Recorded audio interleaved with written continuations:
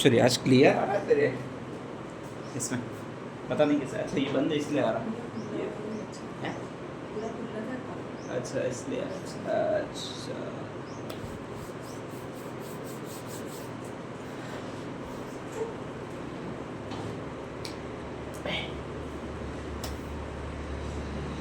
अपना टॉपिक जो है वो राजस्थान की लोक गायन शैलियाँ है, लोक गायन जातियाँ हैं, और फिर नेक्स्ट आगे लोकगीत है, ध्यान रख लीजिएगा, ठीक है।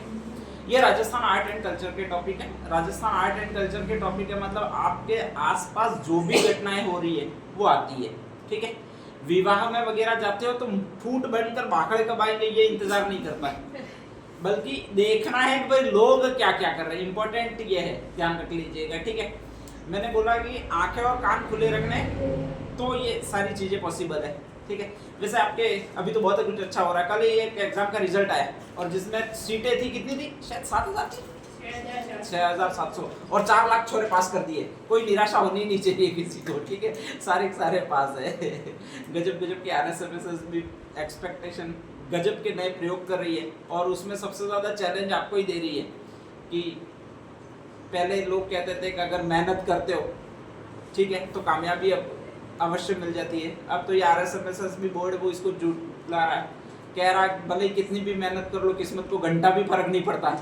ठीक है, कि हम स्केलिंग करेंगे कितने नंबर कटेंगे कितने नंबर नहीं कटेंगे वो भी पता नहीं पड़ रहा है। बहुत सारे लोगों के नंबर बहुत जबरदस्त कटे, शायद जिसने भी ये कौन सी शिफ्ट थी, 3rd शिफ्ट में कटे, फर्स्ट शिफ्ट में 27 नंबर कटे यूँ बता रहे, ठीक है। और एक शायद 6 शिफ्ट थी, उनके कस के बड़े हुई है, उन पर तो खुदा लगता है मुझे मेहरबान था, ऐसा लगता है कभी कभी तो, ठीक है। लगातार 25 और 24 नंबर बढ़े। एक कंपटीशन में इतना वेरिएशन आना नहीं चाहिए, वैसे मुश्किल से नहीं आना चाहिए, वाह ध्यान रख लीजिएगा, कभी नहीं आना चाहिए। खैर कुछ का सिलेक्शन हो भी गया, जिनके कम नंबर थे और ये मान रहे थे कि हम बाहर हैं, उनका भी सिलेक्शन हो गया। कुछ निश्चित रूप से सही सटीक बैठे थे, अपना तो होने वाला है।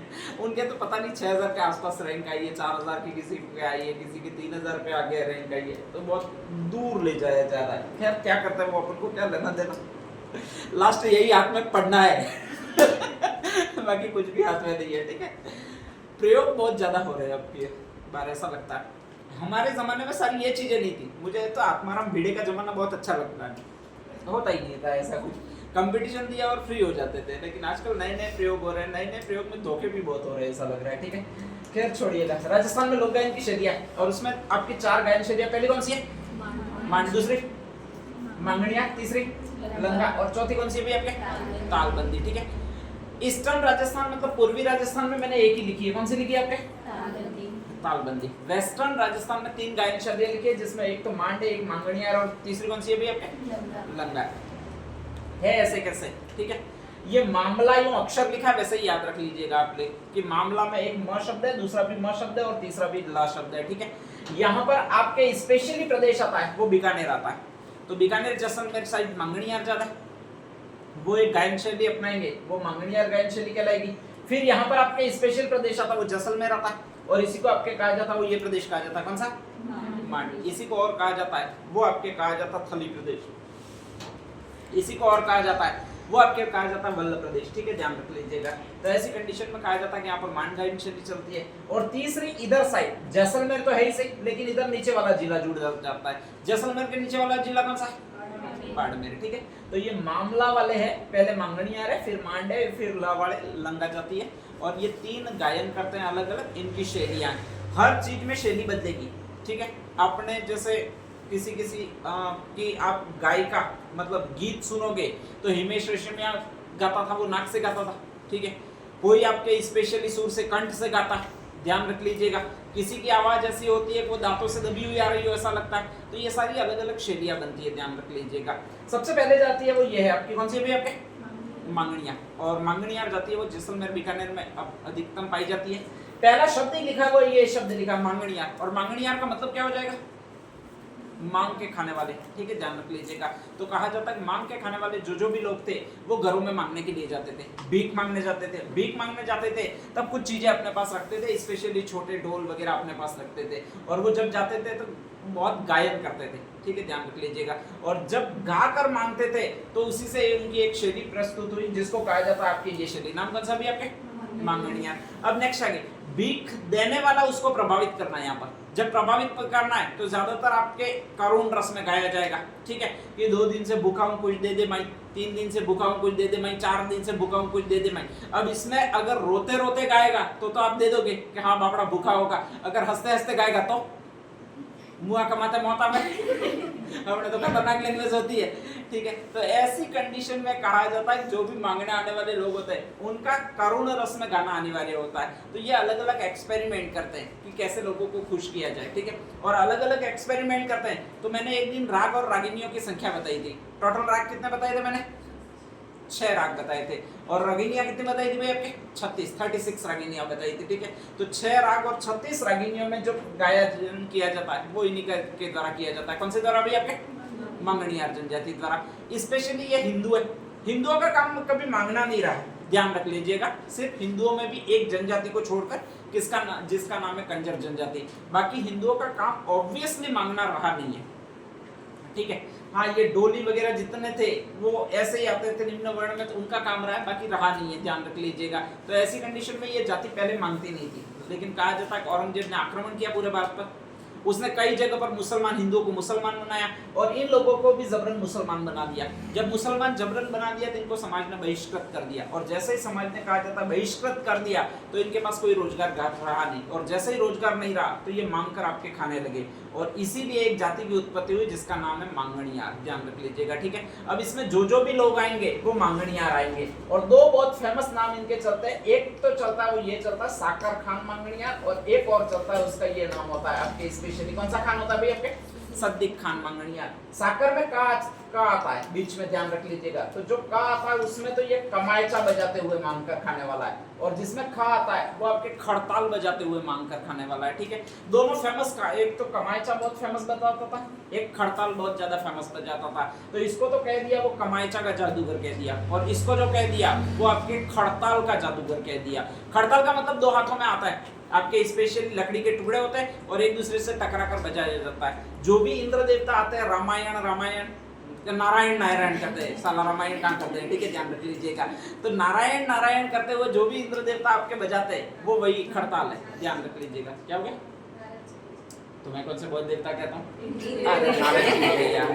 मुझे वही ध्यान रह गया कि वो चित्र होता है वो वैसा होता है। हाँ, नारद जी, ठीक है, ध्यान रख लीजिएगा। ये नारद देवता उड़ते उड़ते आते हैं तो चक्कर पड़ जाता है सालाकोट से। अपना देवता भी एक तो बहुत है यार, 33 करोड़ देवता यूं कहते हैं, ऐसे कोई देवता थोड़ी होते हैं, 1-2 देवता रखने चाहिए। मुसलमानों में एक फिक्स है अल्लाह, जो भी हो वो अल्लाह है तो है, नहीं है तो नहीं है, खत्म झंझट हो जाती है। अपने सारा अलग अलग है, ठीक है, ध्यान रख लीजिएगा।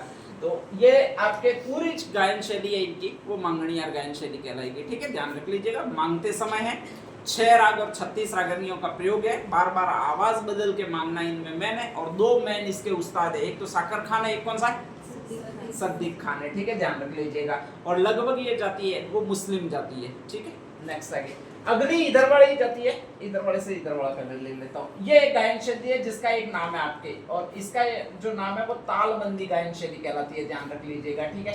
अब नेक्स्ट आगे पहला जो शब्द आप लोग तालबंदी में, तो वो ताला होगा, ध्यान रख लीजिएगा।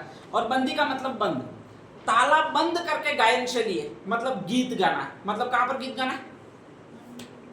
लो, बाथरूम में कुंडी चढ़ा दो, नल का फवारा चालू कर दो और गाओ जोर जोर से, ठीक है, ध्यान रख लीजिएगा। पानी पानी पानी, साड़ी साड़ी साड़ी वगैरह करते रहो, तो यही एक गायन शैली कहलाती है। कौन सी गायन शैली कहलाती है? अरे नहीं कहलाती है, मजाक कर रहा हूँ, ठीक है, ध्यान रख लीजिएगा, याद रहे इसलिए, नहीं तो फिर याद नहीं रहेगा ऐसे कैसे नहीं मान लेता है। हुआ क्या था कि औरंगजेब नाम का शासक था, और औरंगजेब क्रूर इस्लामिक शासक था। इस्लामिक शासक था का मतलब इस्लाम धर्म को मानने वाला था, और इस्लाम धर्म में जो भी अलग अलग मौलवी आए वो अपना अलग अलग ही फतवा जारी करते हैं, रोज के वो फतवा जारी करते हैं, ठीक है, ध्यान रख लीजिएगा। कई बार जैसे मोबाइल स्टार्टिंग में नहीं आया तो उन्होंने फतवा जारी कर दिया मोबाइल रखना हराम है, फिर टीवी आई तो जारी कर दिया टीवी देखना हराम है, ठीक है, फिर नेक्स्ट आगे टीवी प्रोग्राम आने लगे तो उनमें जाना हराम है, लेकिन बात उनको कहनी पड़ती तो फिर जाने लगे, ठीक है। तो इस तरह से वो अलग अलग फतवे जारी करते हैं। इस्लाम में जो 1400 साल पहले जो था, इनके जब मोहम्मद पैगंबर साहब आए थे धरती पर, तब कुछ कुछ चीजें रही होगी, ठीक है, तो उनके काल में जो भी चीजें रही है वो तो कहलाती है हलाल। हलाल का मतलब अच्छी कहलाती है, और जो भी उनके काल में चीजें नहीं रही है वो हराम कहलाती है, ध्यान रख लीजिएगा, ठीक है। ये कहता है हमारे नबी जैसे यहाँ पर पृथ्वी पर जिए थे वैसे जिएंगे, और वो भी कितने सालों बाद, आज 1400 सालों 1500 सालों के बाद हम वैसे वैसे जिएंगे। अब उस समय दिक्कत ये थी मोबाइल फोन था नहीं, तो अब मोबाइल फोन है तो नबी ने प्रयोग नहीं किया था, इसलिए ये क्या हो गया भाई आपके हराम हो गया, यूं कॉन्सेप्ट है, ठीक है, ध्यान रख लीजिएगा। औरंगजेब एक नंबर का धर्मान शासक था, धर्मान का मतलब धर्म का अनुसरण करने वाला, और ये कहता जैसा जैसा नबी ने जीवन जिया था वैसे ही तुम जियो, जो भी चीजें नबी के काल में नहीं थी हमारे वो अब मैं बैंड करूंगा। अब नबी के काल में दिक्कत है, संगीत भी नहीं था, क्योंकि जैसे जैसे उन्नति हुई है वैसे संगीत आया। औरंगजेब ने बैंड कर दिया इसको कि मेरे नबी ने ये नहीं सुना था तो ये अब हराम है, ठीक है, ध्यान रख लीजिएगा। और ऐसी कंडीशन में उसने एक आज्ञा पालन की, यानी आज्ञा दी कि जो भी खुली छत के नीचे का मतलब एनवायरमेंट में बैठकर जो दूसरों को दिख रहा है, अगर ऐसे कोई भी वाद्य यंत्र बजाता है या फिर नेक्स्ट आगे कोई भी गीत गाता है तो उसका सिर कलम कर दिया जाए। अब ऐसी कंडीशन में राजस्थान वालों को पता लगा कि ऐसा ऑर्डर औरंगजेब ने निकाला है, और अपन तोड़ बहुत अच्छी तरह से जानते हैं। इसने निकाला था कोई भी खुले प्रांगण में अगर बजाता हुआ, तबले बजाता हुआ मिल गया, वाद्य यंत्र बजाता हुआ खुले प्रांगण में गाता हुआ मिल गया, तो उसको क्या कर देना भी, आपके सिर कलम कर देना है। अपन ने क्या किया, ये शब्द दिया, कौन सा शब्द दिया भाई आपके, तालबंदी। इसका मतलब है कि हमने आगे से कुंडी बंद कर दी, ताला बंद कर दिया, ठीक है, घर में बैठ गए, ध्यान रख लीजिएगा, और घर में बैठकर गाने लगे, ठीक है। और उसी को एक गायन शैली कहा गया जिसको तालबंदी गायन शैली कहा जाता है। अब जैसे ये गायन शैली अस्तित्व में आई तो कहा जाता है कि इसके कई सारे लोग भी अस्तित्व में आए। लगभग वेस्टर्न राजस्थान, भरतपुर, धौलपुर में ये हम लोग गाने लगे। लगभग इसमें मुसलमान इन्वॉल्व नहीं थे क्योंकि औरंगजेब ने पाबंदी लगा रखी थी, तो हिंदू गाने लगे। और हिंदू जब भी गाते हैं, ध्यान रख लीजिएगा, अपन सर्वाधिक भजन गाते हैं। भजन भी जो लेते हैं वो किसके लेते हैं भाई, आपके कृष्ण के वगैरह। तो इस पर ब्रज भाषा का प्रभाव बहुत ज्यादा है, और कृष्ण के भजन वगैरह जो गाए जाते हैं वो आपकी इसी शैली में गाए जाते हैं जिसको कहा जाता है तालबंदी शैली, ध्यान रख लीजिएगा, ठीक है। तो ये सेकंड गायन शैली है जिसको आपके तालबंदी कहा जाएगा। दो गायन शैली हो जाती है, फर्स्ट कौन सी थी आपके, मांगड़िया, दूसरी कौन सी थी आपके, तालबंदी थी, ठीक है, ध्यान रख लीजिएगा। अब नेक्स्ट आगे जो तीसरी गायन शैली आती है वो उधर वाली जैसलमेर वाली आती है, कौन सी होगी, मांड गायन शैली, ठीक है। मांड कौन से प्रदेश को कहते हैं, जैसलमेर को। जैसलमेर में जो भी लोग थे वो स्पेशल गाने लगे, जब मांगणियार गा सकते तो अपन क्यों नहीं गा सकते, ये सोचा, ठीक है।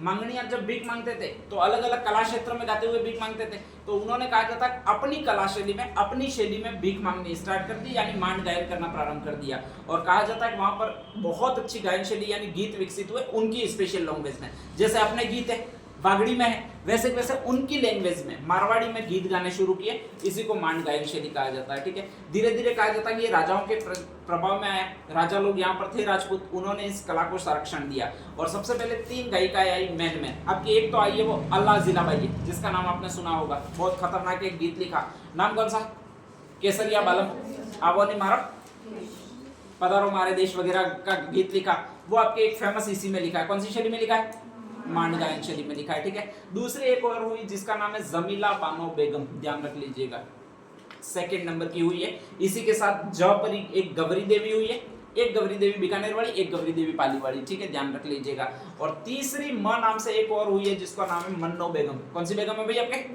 मन्नो बेगम। तो आजम नाम की 3 आपके महिलाएं हुई है, पहली अल्लाह जिलाबाई है, सेकंड ज से जमीला बानो बेगम है, और तीसरी मन्नो बेगम है। अब भी जो लेटेस्ट चल रही है उसका नाम है बतूल बेगम, आज YouTube पर सर्च मारिएगा, ठीक है, बतूल बेगम के गीत यूं, वैसे मैं दिखा भी दूंगा अभी। तो वो जो है वो आपकी उसी गायन शैली में, कौन सी गायन शैली में होंगे भाई आपके, मांड गायन शैली में होंगे, ध्यान रख लीजिएगा।